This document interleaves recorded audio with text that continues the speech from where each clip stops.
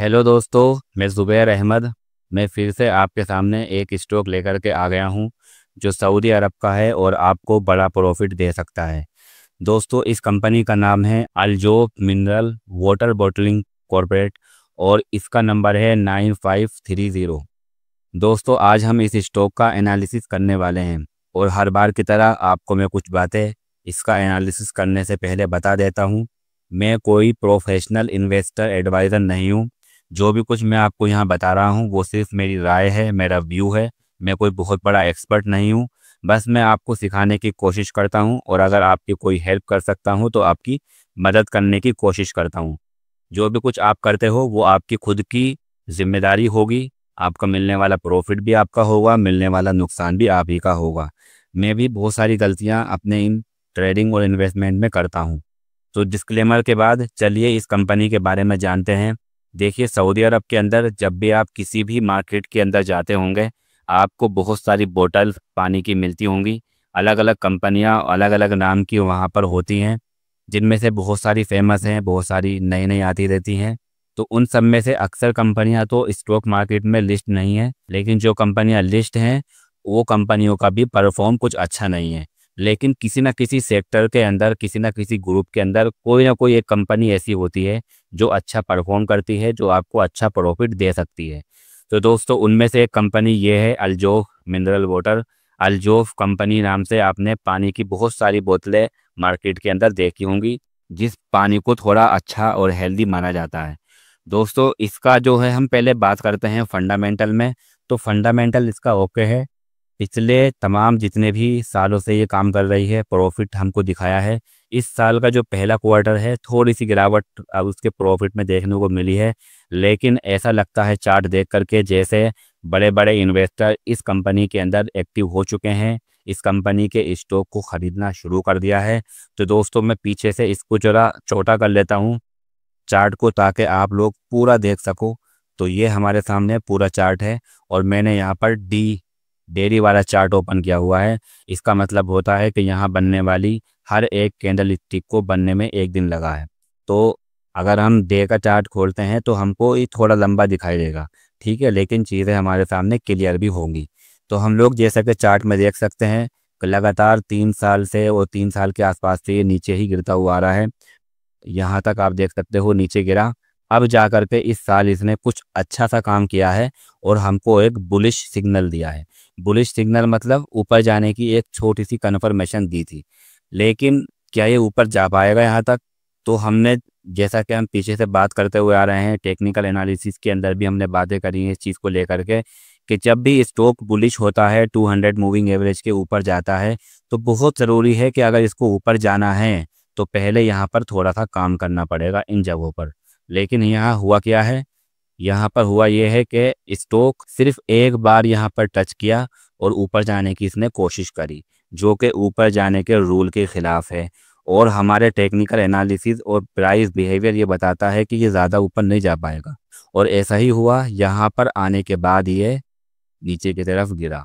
तो रूल क्या होते हैं, मतलब कि क्या ऐसा दिखाई देगा जिससे ये ऊपर जाने लगे?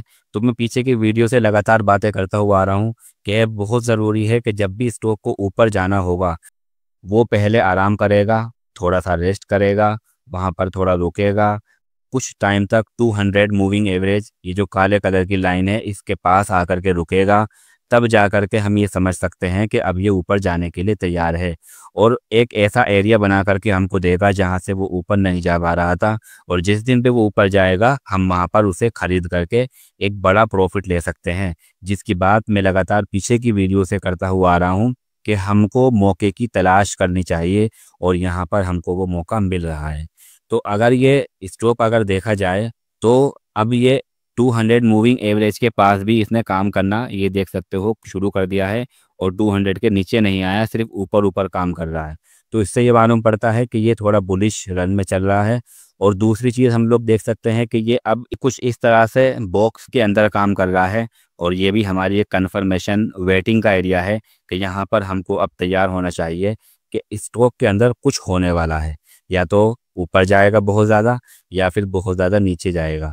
तो क्या पता होगा, ऐसा क्या करना होगा हमें जहाँ से ये ऊपर जाए तो हम वहाँ पर उसको ख़रीद सकें। तो वही हमारा पुराना रूल है कि हम यहाँ पर एक ऐसा एरिया चूज़ करेंगे, एक ऐसा एरिया देखेंगे जहाँ से ये अभी तक ऊपर नहीं जा पा रहा था, बार बार आके अटक रहा था। तो हम अगर चाहें तो हॉरिजॉन्टल लाइन लगा सकते हैं इस तरह से, और मुझे वो एरिया ठीक ठाक सा ये लग रहा है कि यहाँ से ऊपर अगर स्टॉक जाता है तो आप इसको खरीद सकते हैं ब्रेकआउट होने के बाद। ब्रेकआउट का मतलब ये नहीं होता कि आप जैसे ही ये स्टॉक ऊपर जाएगा आप फ़ौरन ही यहाँ पर खरीद लोगे, नहीं, बल्कि यहाँ पर अगली कैंडल स्टिक बनने का इंतज़ार करना होगा। अगर वो ग्रीन कैंडल स्टिक बनती है इस लाइन के ऊपर, अगले दिन जाके बनती है, तो हम वहाँ पर इसको खरीद सकते हैं। स्टॉप लॉस क्या लगाना होगा वो भी मैं आपको बता देता हूँ।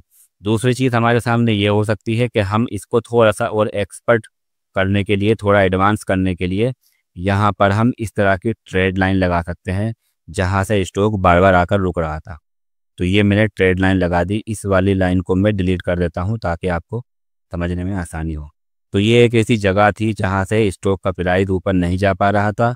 तो यहाँ पर भी हम वही चीज़ कर सकते हैं कि जब भी यहाँ से ऊपर जाएगा स्टॉक और फिर इसके बाद अगले दिन ऊपर की तरफ इस लाइन के ऊपर हरे कलर की कैंडल स्टिक बनेगी, उस दिन हम इस स्टॉक को खरीद सकते हैं और इसके अंदर स्टॉप लॉस लगा करके राइड कर सकते हैं।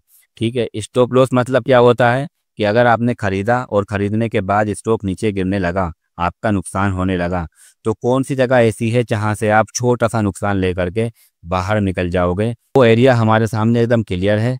हम यहाँ पर हॉरिजॉन्टल लाइन लगाएंगे, ये वाली लाइन, और ये देखा जाए तो ये एरिया ऐसा है जहाँ से स्टॉक अभी तक नीचे नहीं गया था। जिस दिन भी नीचे जाएगा उस दिन हम ये समझेंगे कि स्टॉक बहुत ज़्यादा नीचे जा सकता है। तो हमारा जो पहला एरिया खरीदने का है वो भी आपके सामने लगा दिया मैंने। और अगर स्टॉक खरीदने के बाद नीचे गिरता है तो ये जो मैंने लाइन लगाई है, जिसको हम बोल सकते हैं कि 1 रियाल 45 हलाला पर लाइन लगाई है, तो 1 रियाल 40 हलाला पर अगर स्टॉक पहुंच जाता है तो आप इसको बेच करके बाहर निकल सकते हो और एक छोटा सा नुकसान लेकर के बाहर निकल सकते हो। और जब आप खरीद लोगे इसको, तो जब तक ये ऊपर जा रहा है आप इसमें बिंदास बैठ करके आराम से प्रॉफिट ले सकते हैं। कहीं ना कहीं ऊपर जाकर फिर दोबारा रुकेगा, और अगर इसको नीचे आना है तो आने से पहले इसको रुकना पड़ेगा, उसके बाद फिर नीचे गिरेगा। तो आगे की अपडेट्स हम बता देंगे इसके बारे में। फिलहाल जो आपको ध्यान में रखना है वो यही है कि ये स्टॉक अब थोड़ा सा चलने के लिए रेडी लग रहा है, और जब ये चलेगा तो हमको ये इस लाइन के ऊपर, जो कि हमारे सामने है 1 रियाल 90 हलाला के ऊपर जा करके बंद होगा, और अगले दिन जा करके फिर इसके अंदर अगर ग्रीन कैंडल स्टिक बनती है तो हम इसको खरीद सकते हैं। ठीक है, दूसरी हमारे सामने कन्फर्मेशन RFI से भी होनी चाहिए। तो मैंने जो ये लाइन लगाई हुई है, ये काले कलर की लाइन RFI लाइन कहलाती है, और ये जो ग्रीन लाइन देख रहे हो ये 60 का लेवल है, 60 की लाइन है। तो इस लाइन के ऊपर अगर ये RFI आ जाती है तो आप लोग इसको यहाँ पर समझ लेना कि ये कन्फर्मेशन है, आप इसे खरीद सकते हो। ठीक है, अगर आपको ये मूविंग एवरेज और ये एरिया और ये चीज़ें आपको समझ में नहीं आ रही हैं, RSI क्या होता है, तो उसके लिए मैंने अपना ये टेक्निकल एनालिसिस का कोर्स यहाँ पर लगाया हुआ है, जो कि फ्री ऑफ कॉस्ट आपके लिए है। आप कभी भी जा करके इसको देख सकते हो और इन चीज़ों को बहुत ही अच्छे से समझ सकते हो। तो दोस्तों, आई होप आपको समझ में आया होगा। कोई भी अपडेट अगर बाद में रहेगी तो मैं आपको बता दूंगा सारी चीज़ों को। तो आप लोगों से हम्बल रिक्वेस्ट है कि चैनल को सब्सक्राइब कर लेना। कोई भी आपका क्वेश्चन है तो आप मुझे कमेंट में पूछ सकते हैं। चलिए अगले वीडियो में देखते हैं कौन सा स्टॉक मैं आपके सामने लेकर के आता हूँ। Thank you so much.